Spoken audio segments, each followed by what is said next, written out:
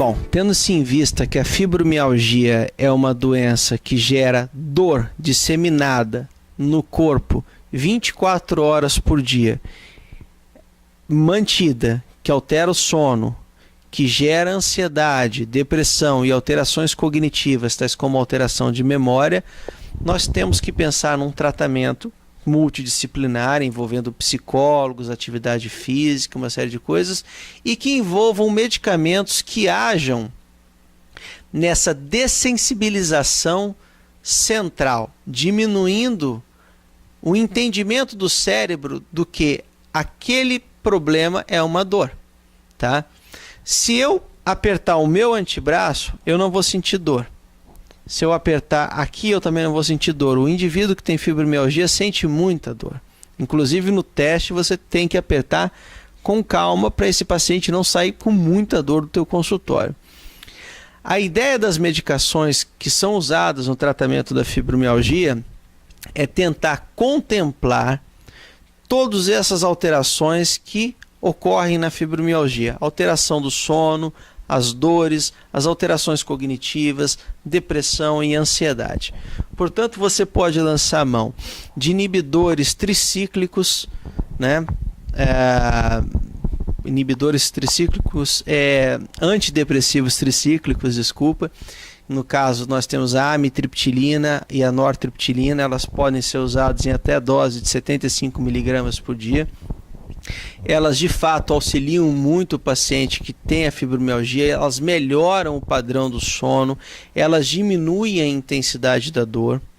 Você pode lançar mão de alguns inibidores seletivos da recaptação da serotonina, como fluoxetina, muitas vezes de forma adjunta a esses antidepressivos tricíclicos. Às vezes o paciente ele tem uma melhora significativa da dor e do sono com a amitriptilina, mas ele mantém um quadro de ansiedade e depressão.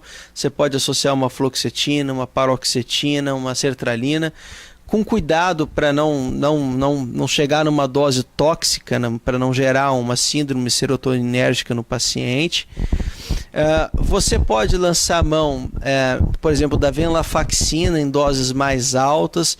Sabe-se que em doses próximas de 300 mg por dia, ela tem efeito no padrão de dor da fibromialgia.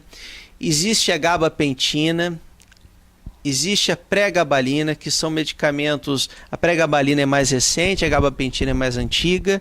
A gabapentina foi desenvolvida para ser um anticonvulsivante e ela realmente não é muito utilizada para esse propósito. Ela é usada para dor crônica. Ela auxilia muito os pacientes que têm fibromialgia. Ela atua nos receptores GABAérgicos. A pregabalina é uma molécula que se parte, né, da gabapentina, e ela também pode ser usada em doses até de 300 mg por dia e auxilia muito nos pacientes que têm a fibromialgia. Algumas considerações. Toda medicação pode ter efeito colateral. Você tem que dar uma chance para o remédio. Por exemplo, a pregabalina, ela pode dar uma tontura que dura de 5 a 7 dias. Então é interessante você colocar devagarinho. Se o médico chegar e passar 300 mg de pregabalina na primeira consulta, o paciente vai passar mal, não vai aguentar tomar. Então você começa com um comprimido à noite, espera 7, 10 dias, explica para o paciente que ele pode ter uma tontura, que no outro dia ele pode ficar um pouco com sono. Depois você vai aumentando ao pouco até chegar numa dose que esse paciente tem uma resposta adequada. A gabapentina é idem. Tá? Então a colocação das doses deve ser lenta. Para qualquer uma delas, amitriptilina, gabapentina, venlafaxina, você deve colocar lentamente e orientar o paciente para ter paciência, que o efeito ele demora um pouco para começar.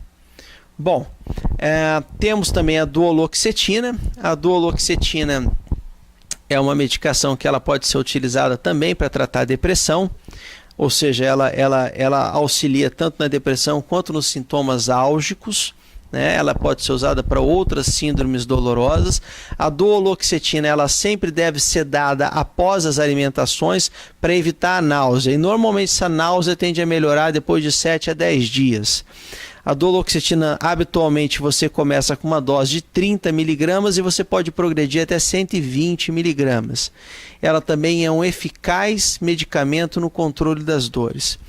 Eventualmente, você pode lançar mão de corticoides para cortar dores que estão muito intensas, com paciente que está com um quadro de dor e limitação muito intensa, anti-inflamatórios e medicações opioides.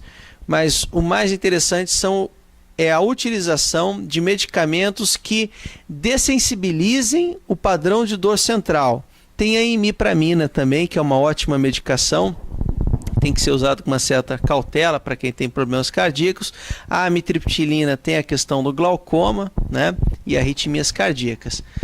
Mas não são contraindicações tão absolutas, você tem que avaliar com o paciente, eventualmente conversar com o oftalmologista dele, para saber se é de ângulo aberto, fechado, se a arritmia é uma arritmia leve ou não.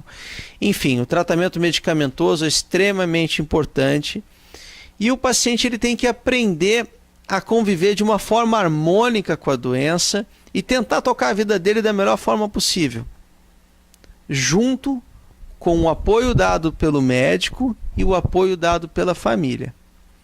Não existe apoio da sociedade se não existe apoio da família e se não existe apoio do médico. Enquanto não existir a união do apoio da família e do apoio do médico, a fibromialgia vai continuar sendo uma doença que é considerada uma doença de pessoas que criam coisas da cabeça delas. E que é uma inverdade. Bom, foi um prazer em falar com os senhores.